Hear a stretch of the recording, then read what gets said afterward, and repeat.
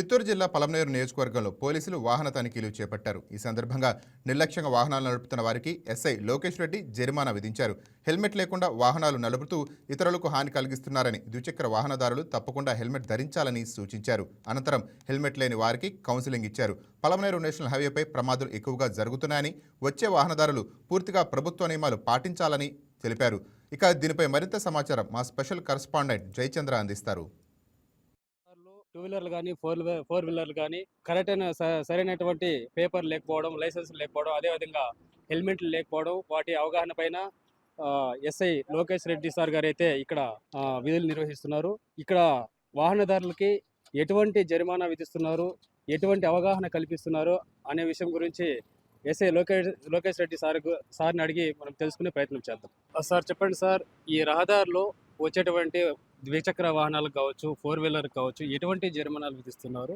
మామూలుగా ఇక్కడ అంతా 3 వీలర్ 4 వీలర్స్ అయితే వాళ్ళకి ఇన్సూరెన్స్లు ఉన్నాయా లేదా, నడిపే డ్రైవర్కి డ్రైవింగ్ లైసెన్స్ ఉందా లేదా వెరిఫై చేస్తున్నాం. 2 వీలర్స్ ఏంటంటే ముఖ్యంగా మెయిన్ 2 వీలర్స్కి హెల్మెట్లు ఉన్నాయా లేదా మాత్రమే వెరిఫై చేస్తాం. ఎందుకంటే 2 వీలర్ ఏమో వెళ్తూ ఉంటుంటుంది, వెనకాల వెహికల్స్ వచ్చి గుద్దినప్పుడు కింద పడినప్పుడు తలకి ఖచ్చితంగా ఎటువంటి ఇంజరీ కాకపోతే రిస్క్ ఛాన్సెస్ చాలా తక్కువ ఉంటాయి, యాక్సిడెంట్ అయినా కూడా బతికే ఛాన్సెస్ ఎక్కువ ఉంటాయి. కాబట్టి దానికోసం హెల్మెట్ లేకపోతే హెల్మెట్ లేని దానికి మేము ఫైన్స్ ఇంపోజ్ చేస్తున్నాము. మిగతా వాటికి ఏంటంటే 3 వీలర్ 4 వీలర్స్కి ఏంటంటే ఎక్కువ యాక్సిడెంట్లు చేసినప్పుడు థర్డ్ పార్టీ ఇన్సూరెన్స్ కింద విక్టిమ్ ఉంటారు కదా, బాధితుడికి ఖచ్చితంగా ఏదన్నా ఇన్సూరెన్స్ క్లెయిమ్ అవుతారు థర్డ్ పార్టీ ఇన్సూరెన్స్ కింద.